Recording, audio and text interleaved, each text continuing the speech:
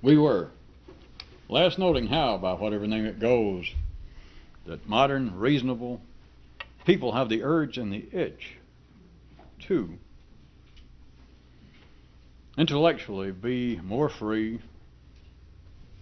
and expansive and somehow be more individualistic and creative.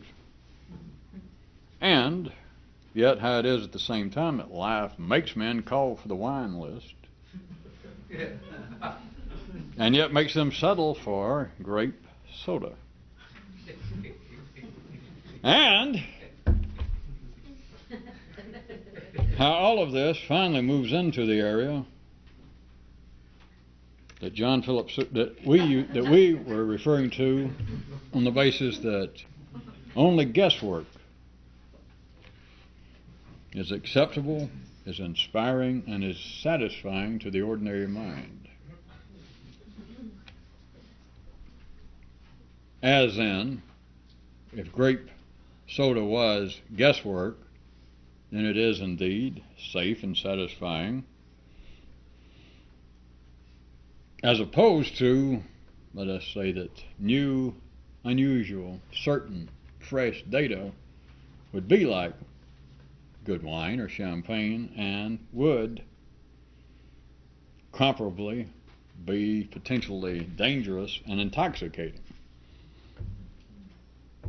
Thus we're up to tonight.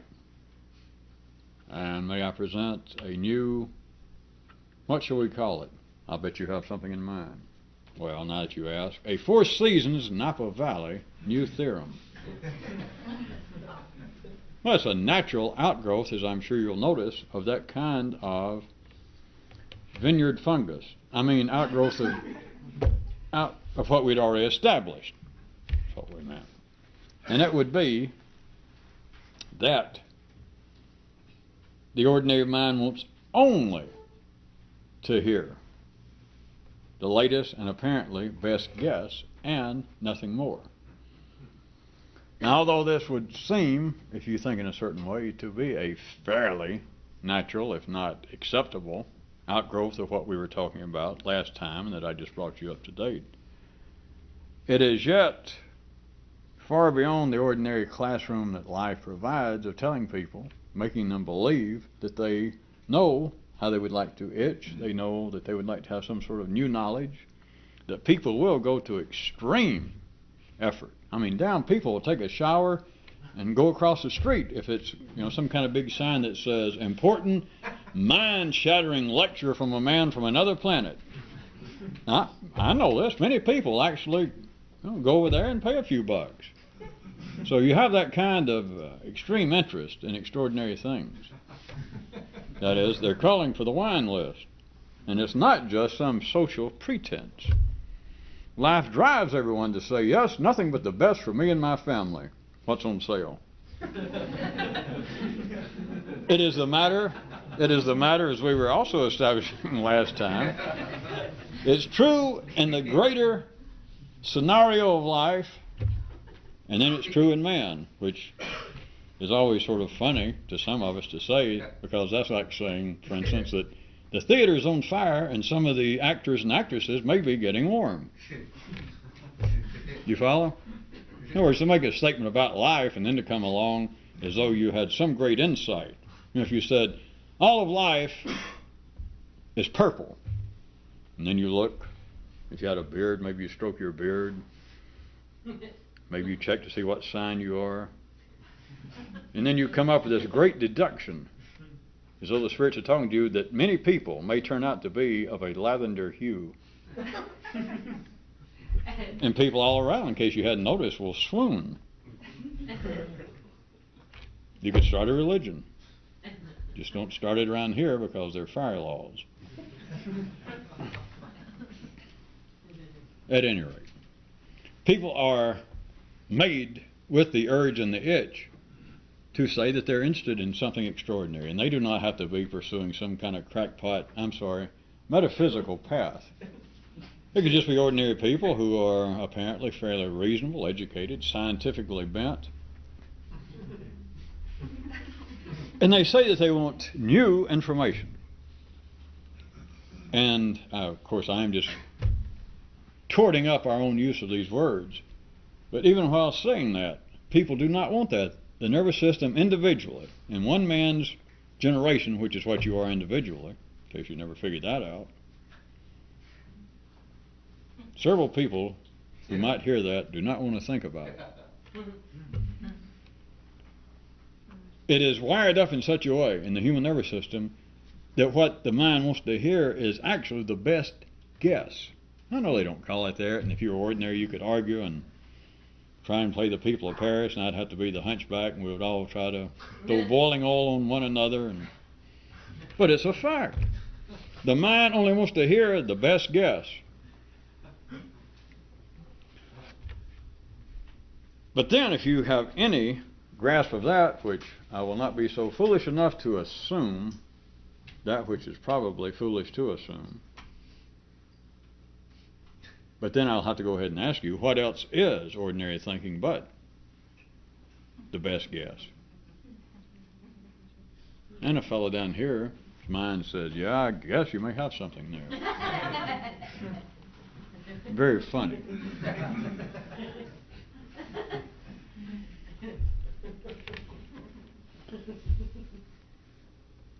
You do recall, I guess we will back up a little bit. Not back up, don't look at it that way. Move sideways a bit. Take another glimpse. It is only guesswork as opposed to something else. But it's only guesswork that the ordinary mind finds to be acceptable, finds to be inspiring, and finds to be satisfying.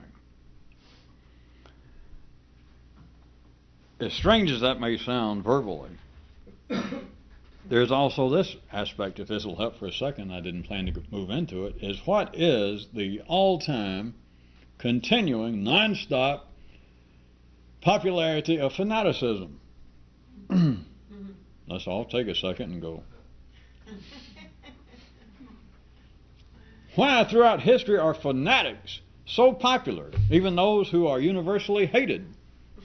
Which is a form of extreme popularity, in case you never thought about it. If there's anything that will ruin a good fanatic is what? Indifference. They are incompatible. At any rate, I was hoping some of you might get a quick glimpse for a second about, hey, that is true. The whole world loves a fanatic. Even if they hate him, they love him.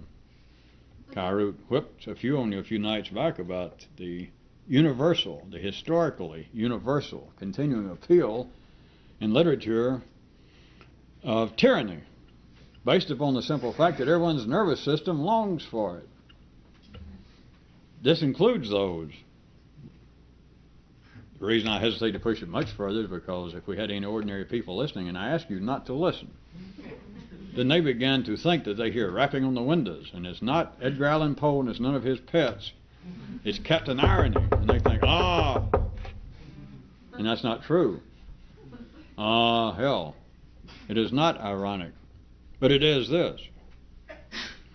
The nervous system is fascinated by the idea of tyranny of all sorts because that is what it is longing for.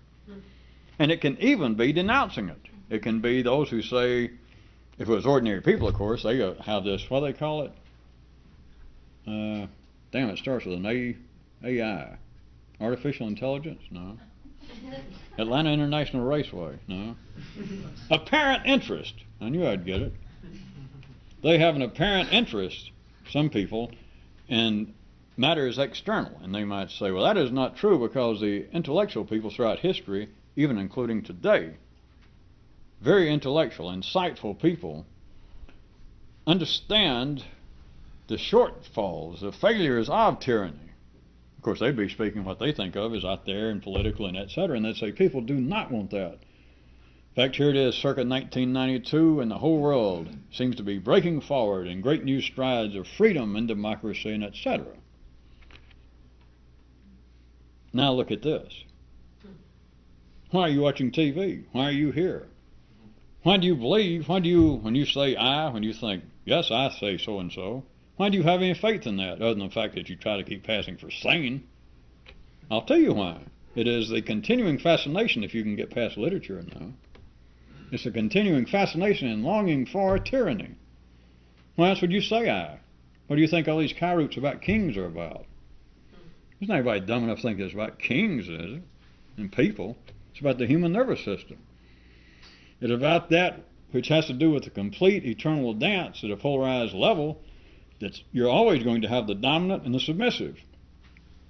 And it was only, of course, the ordinary that would take that personally and think it was a judgment and go, well, boy, I don't want to be one or the other. Doesn't matter. That's like saying, here I am living in an electrical line, but I'll be damned if I'll be the current that goes that way. I was brought up better than that. Plus, I'm a Republican. I'll be the current going this way. You do understand? I'll be half a toaster. Which is, of course, the crude part. That's people who still think in nouns. The verb part is, I'll be half of what makes a toaster run. I'll have half, shall I say it, a mind. Which is what you would have. It would be non-functional. This continues to long for tyranny. And I say that on the basis of saying that. Now the next chapter. Now I say that on the basis that initially it was supposed to get somebody's attention because the human nervous system, especially you, I can look out there and see you people out there in TV land. I can see that you're fresh scrubbed.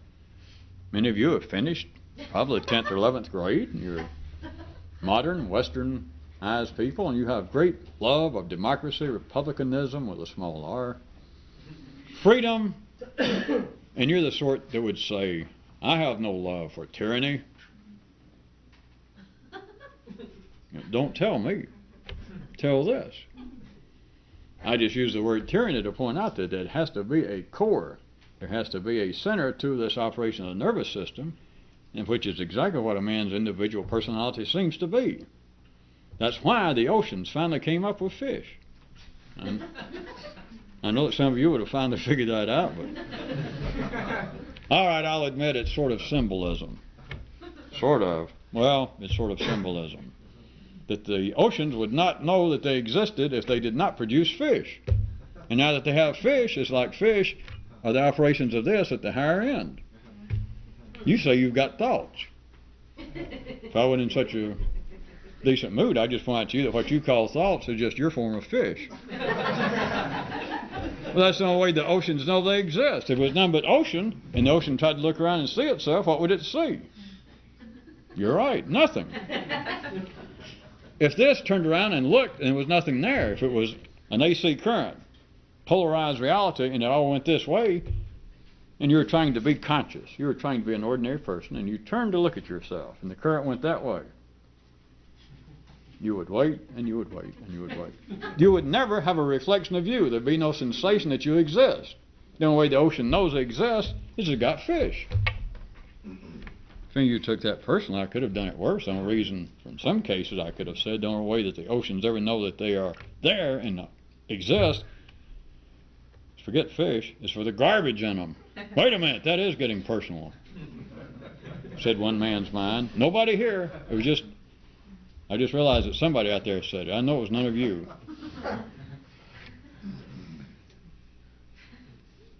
It is only through, back to where we were, for anyone who is back to where we were, it is only guesswork that makes this thing respond in a way that seems to be inspired, that makes it want to press on, that makes it say, well, tell me more. Now I feel like we're getting somewhere. But it's not on the basis, if there was such a thing, which it is still, shall we say, iffy to try and put into words in the midst of this, that whatever would be real knowledge, that everyone is satisfied. Let's go along just to humor ourselves with that kind of allegory and say that everyone can live for their appointed number of years off of grape soda. Notwithstanding the fact, and not belying the fact, that people sincerely call for the wine list. They're not being pretentious. They say nothing but the best for me. That's what I want. I may not know always what is best for me. That's why I'm going to culture school at night. To Big Ed's night culture classes. I'm trying to develop my taste.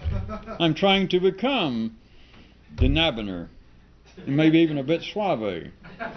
I'm trying to improve myself. We all know that. You just look around and life is full of it.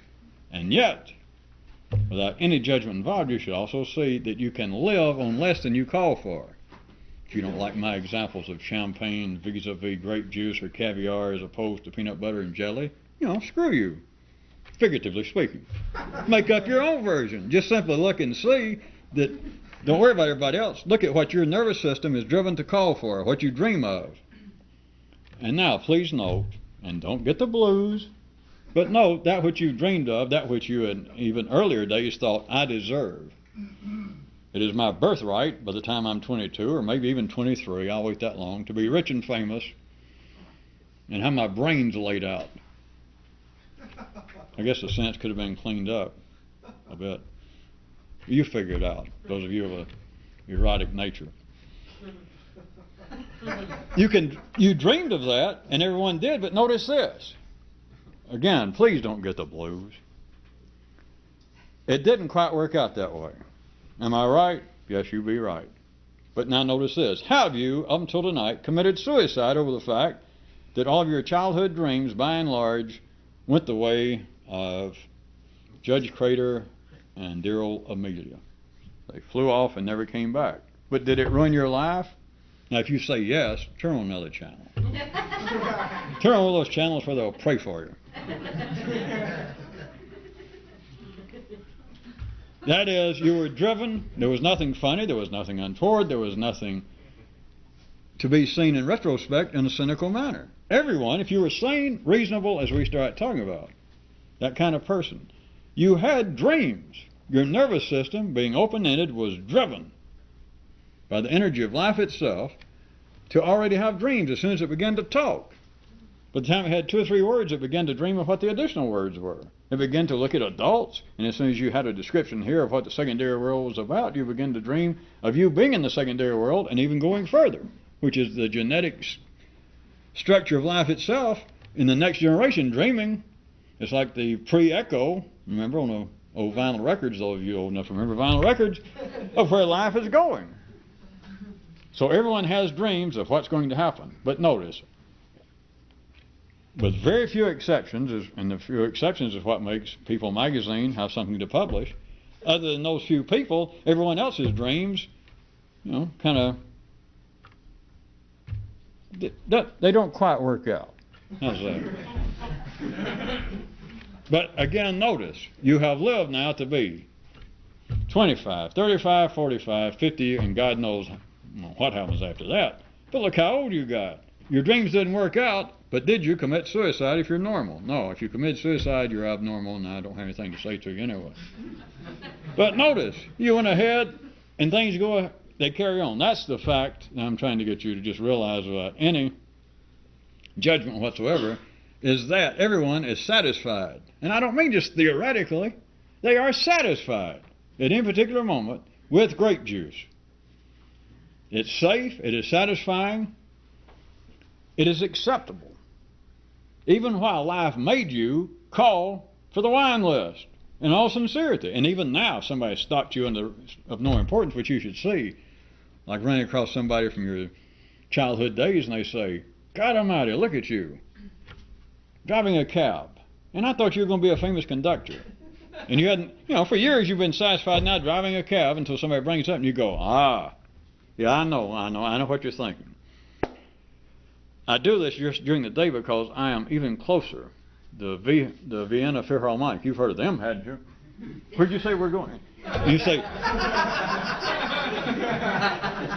they are considering, I had to revise my last symphony.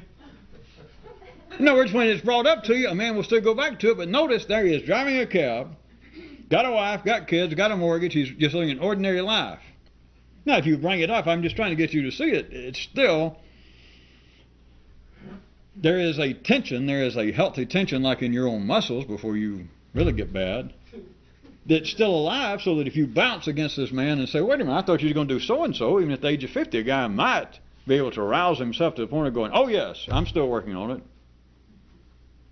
It's no attack, you understand. But if somebody says, I thought you were going to do so-and-so when you was a kid. You told me you were going to pitch for the Mets. And then here's a guy that's 50 years old and 50 pounds overweight, and he may say, you know, I bet you think this is silly. And then he gives you some story that he is still going down to walk-ins to try out this year down on the Grapefruit League or something. The point is, a man can still respond to it and say, yeah. But notice, it's 30 years, it's not going to happen. In other words, you understand that he has been satisfied, as he was supposed to, and nourished with grape soda. But life makes everyone start out calling for the wine list. And the sane do not ever get to the point of going, screw that. You know, it's a dumb dream anyway. That is not normal. That is the exception. They just, in a sense, forget it. This is not, if any of you newer viewers, this is not any sort of class in psychology. But if it were, if we were using that kind of crude terminology, it would be that you would say, ordinary people would be wont to say in a psychological context that men end up forgetting what they dreamed of, and if it's brought up to them, they want to justify it away. And that's not true. Now, it's true at that crude level, but that's of no consequence. The thing is, you are satisfied. Life is arranged here. It's arranged here to where, although it makes everyone cry out for the wine list, which is the genetic code crying out and dreaming of tomorrow. It's like station WDNA continually spending most of the day. Anytime you notice it, the rest of the time it's background music, but anytime you notice it, station WDNA, you know what it's broadcasting? Teasers, previews. Its main programming is telling you what's going to happen tomorrow. That's what's going on. That's why everybody calls for the wine list. It's not cynical to say everybody calls for the wine list and they're satisfied with grape juice. That's the way it's supposed to be. Because what the station WDNA is actually broadcasting, beyond the verbal level, is giving you the previews of what's coming up tomorrow. So in essence, today's programming never goes on. Oh, it goes on. But what goes on is, what do you call it? Let's see, what would we call it? I'll think up a name for it. Let's see. How about OI? Ordinary intelligence. By God, I believe you got it. Well, thank you. Again, one of the great benefits of a one-man act.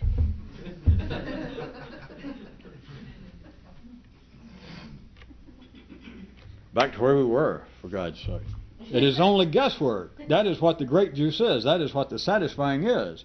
If there was such a thing which cannot be described, and we're not going to be so foolish as to try it, are we? Everybody said no. Okay. If there was such a thing as absolute certain knowledge, which the nervous system still is made to dream of, it's very close to calling for the wine list. That is the belief that there is sure certain knowledge somewhere, and then when it gets at very low levels, it turns into religion. Dreams, well, someday we'll have the real wine list. Someday we'll be served champagne. In other words, the dream of, there is some kind of certain knowledge, which the certain knowledge, the closest you can pull that out to in a finite line, is what WDNA is broadcasting continually. That is previews of tomorrow. That would be certain. That would be new, fresh data tomorrow. Except the ordinary mind never gets there. All it does is hear this, say, tune in tomorrow and here's what will happen. Here's what will be programmed tomorrow. And you listen, you think, boy, thank God I finally found this. You know, which is finding your own brain. You know, waking up and you're sort of alive and halfway conscious. You go, that's what I want, that's what I want.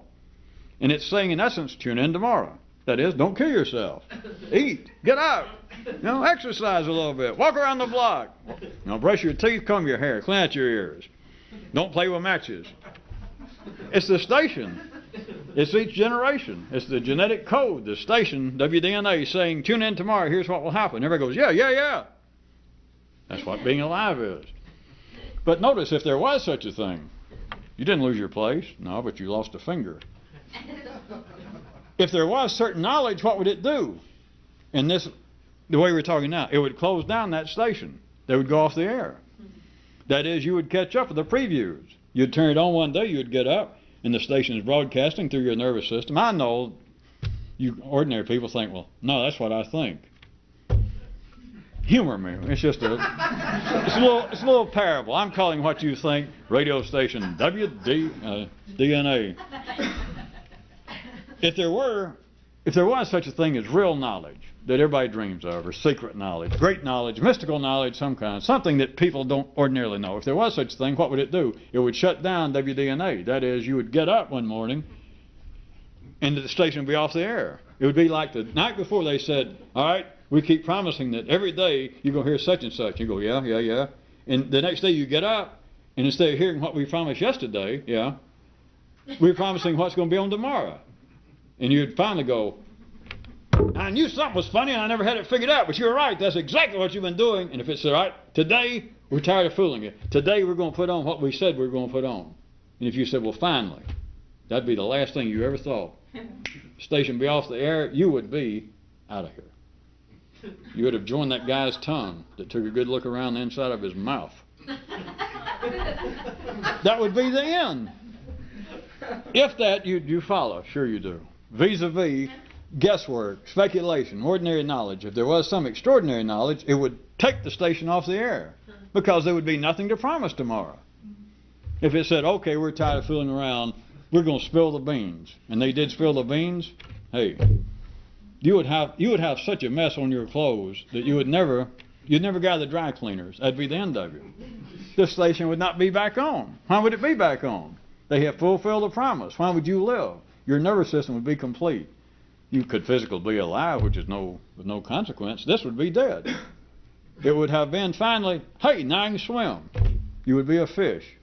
You'd be part of the mechanical reflection of life, and you would have no reflection of you being alive.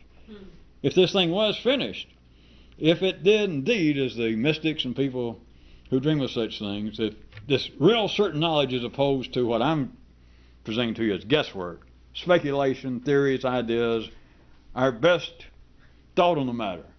If there was something other than that, which everybody is just positive that there is, they just can't find it. If there was, what would it do? It would close down the station. It would close this down. Now back to the ordinary mind is only inspired by, is only satisfied, can only use guesswork. And no matter what life makes you steward, that is wine steward, the list. And you can call for the list forever. It's the station making you call for it, but they're going to serve you grape soda, and you're going to drink it, and you're going to live 70 years. If they could bring you that kind of real champagne, if they could bring you real knowledge, it would be deadly. I can say, figuratively speaking. But if it killed your brain, what the hell good does it do to go figuratively speaking? Because you wouldn't know, as they say in medicine, you wouldn't know from nothing. See? Saved you $70,000 or $80,000 of going to med school for a half a year.